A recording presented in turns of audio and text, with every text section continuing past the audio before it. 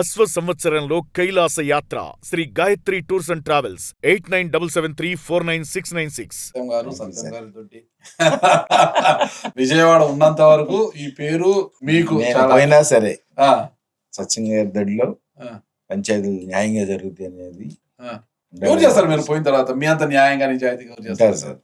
అందుకోసం ఎదుగుతున్నాం కదా. కేవలం ఇప్పుడు దాదాపు 20 మంది అయ్యారు. అంతకుముందు 15 మంది దాకా అయ్యారు పోయిన నెల వరకు. ఈ నెల కూడా కట్టుకుంటే ఇంకో 5-6 రిటైర్ అయ్యారు లాస్ట్ టైం. అందులో నుంచి ఇంకో 5-6 దొరికారు. సుమారు 20 మంది అయ్యారు. ఇంకో 30 మంది ఇందుకోసం ఎదుగుతున్నానండి. ఎదిగిన తర్వాత నా తర్వాత కూడా వాళ్ళు కంటిన్యూ చేసేటువంటి వాళ్ళనే నేను ఎన్నుకుంటున్నాను. మీకు వచ్చే లాభం ఏంటి? పంచాయతీలు చేయడం వల్ల వచ్చే లాభం పేరు వస్తుంది కదండి. కమ్యూనిస్ట్ పార్టీలో పెరిగిన సత్యం మంచి పనులు చేస్తున్నాడు, కోర్టులకు వెళ్ళే పని లేకుండా మనకి ఇక్కడే పరిష్కారం అయిపోతుంది అనేది మంచి పేరు వస్తుంది కదండి. మా పార్టీకి కూడా పేరు వస్తుంది. కమ్యూనిస్ట్ పార్టీ అభిమానిగా కాబట్టి. ఒకటి సత్యం గారు అంటే ఒక పెద్ద ఇండస్ట్రియలిస్ట్. పెద్ద ఇండస్ట్రియలిస్ట్ ఏం కాదు సార్. కరోనా తర్వాత చాలా సరే పెద్ద మామూలు ఆర్థికంగా విజయవాడలో బాగా స్థితిమంతుడు అనేది అందరూ అంటారు. ఆర్థికంగా బాగా స్థితిమంతుడు బాగా కాదు, ఉన్న వాళ్ళలో 10 లక్షల మంది ఉంటారు కదండి. దాంట్లో 9 లక్షలు 8 లక్షలు బాగా స్థితివంతుడు మాకు కూడా సార్. కానీ చాలా సింపుల్ గా ఒక మామూలు చిన్న ఫోన్ ఒకటి, ఇప్పటికీ టక్ ఫోన్ ఒకటి, అదే ఆ ఫోన్ ఇంకా ఇప్పటికీ కూడా ఇక్కడ ఏంటి ఫోన్ ఏంటి ఫోన్ ఇది అండి, ఇప్పటికీ కూడా నోకియా ఫోన్. కోట్లు ఉంటే ఈ కోట్లు కాదండి, ఆ కోట్లు ఉన్నాయి ఆయనతో దండిగా ఉన్నాయి అనమాట. సంచులు చూడు సత్యం గారి దొడ్డేట అదే ఉంటుంది అనమాట. 1 ఎకరా ఉంటుంది అది. ఈరోజు అది తీసుకున్నా కొన్ని కోట్లు, ఇక అక్కడెక్కడ సలహా తీసుకున్నా కోట్లు. ఆర్థికంగా బాగా ఉన్న వ్యక్తి చూడండి ఈ ఫోన్ వాడుతుంది. మనం వాడతామా? ఆయనతో పోల్చుకుంటున్న ఈ కోట్లు ఉన్నాయి తప్పితే ఈ కోట్లు లేవు. కానీ సత్యం గారు ఈ ఫోన్ వాడుతున్నారు చూడండి, ఎంత సింపుల్ గా ఉన్నారు ఆయన. ఏంటి అసలుకి ఈ ఫోన్ మీరు వాడతారా ఇప్పుడు? ఎవ్వరు. నేను మొన్న వచ్చేటప్పుడు అండి ఈడ మాదాపూర్ సిగ్నల్ దగ్గర చూశాను, భిక్షగత ఒక ఆమె అడుక్కుంటూ ఫోన్ లో టచ్ స్క్రీన్ టక్ టక్ టక్ కొట్టి ఫోన్ చేస్తుంది. నాకు ఆశ్చర్యం అనిపించింది. అలాంటి పరిస్థితులు ఉన్నాయి. కానీ మన కోగంటి సత్యం గారు మాత్రం ఈ ఫోన్ పడుతున్నారు, నోకియా. అది ఇది ఆయనలో ఉన్న ప్రత్యేకత. సత్యం గారు 5-6 ఏళ్ల నుంచి 13,000 రూపాయల ఫోన్ ఒకటి కొన్నానండి. మా కుర్రాళ్ళు 13,000 రూపాయలు. మా తమ్ముళ్ళందరూ గొడవ చేస్తే, ఎందుకంటే వాట్సాప్ ఉండాలి కాబట్టి వాళ్ళందరూ గొడవ చేస్తే ఆ ఫోన్ ఒకటి కొన్నానండి. 13,000 రూపాయలు. 13,000 టచ్ ఫోనే కదా సార్, టచ్ ఫోన్. దాంట్లో కూడా వేల ఫోన్లు, నా 8,000 కాంటాక్ట్స్ ఉంటాయి దాంట్లో. మరి మీలాంటి పెద్దలు ఇంటర్వ్యూ ఇచ్చినప్పుడు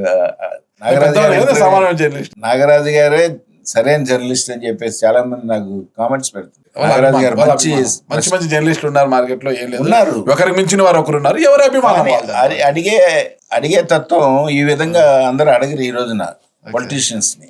అంతకన్నా ఎక్కువగా అడుగుతున్నారంటే సరైన జర్నలిస్ట్ గా నేను భావిస్తున్నాను. ఏంటి అసలు ఎప్పుడు కూడా మీరు సక్సెస్, మీకు మంచి ఫ్యాక్టరీస్ ఉన్నాయి, స్టీల్ ఫ్యాక్టరీస్ అవి ఇవి అంటారు.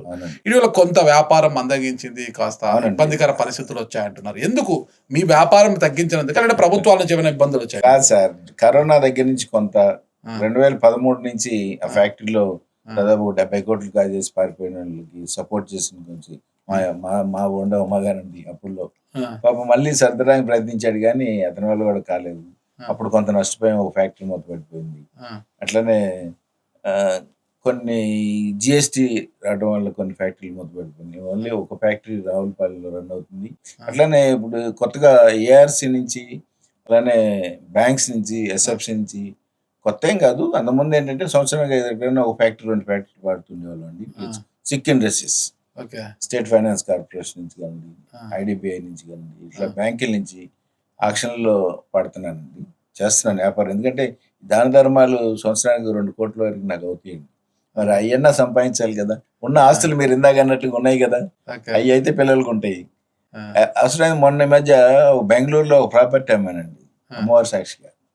అమ్మిన తర్వాత కొంచెం ఫ్రీ అయ్యి దాన ధర్మాలు ఇంకా పెంచాను నేను. ఇంకా అవునా? దాన ధర్మాలు చేసుకుంటా పోతే మళ్ళీ మీకు ఇట్లా ఆదాయం తగ్గిపోయినట్టు దాన ధర్మాలు చేసుకుంటా పోతే మళ్ళీ మీకేంటి వచ్చే? ఉన్నాయి, ప్రాపర్టీస్ ఉన్నాయి. ఏదో అక్కడ ఫ్యాక్టరీ, అక్కడ బిడ్డలకి ఏం పెడతారు? ఉన్నాయి కదండి, అవి చాలు వాళ్ళకి. అవి చాలా. ఎందుకంటే మా తల్లిదండ్రులు జన్మ ఇచ్చారు, మా అదృష్టం. డబ్బు ఏమి ఇవ్వకపోయినా కానీ డబ్బు సంపాదించుకునే అవకాశం అమ్మవారు ఇచ్చారు నాకు. కాబట్టి పిల్లల గురించి ఆలోచించాల్సిన అవసరం లేదు. ఉన్న ప్రాపర్టీస్ మీరు చెప్పినట్టుగా నా 5 పిల్లలు, నా బామ్మర్దికి 3, నాకు 2, 5 నాకు సమానం. నాకు 5 పిల్లలని నేను చెప్పుకుంటాను. ఆయన కూడా 5 పిల్లలు అని చెప్పుకుంటారు. అవునా? నా అదృష్టం అది. ఓకే, సంతోషం. కాదు, కోకంటి సత్యం గారు అంటే గిన విజయవాడలో ఎవరు, ఆయనకు ఒక రక్త చరిత్ర ఉంది వెనకలా అంటారు అనమాట.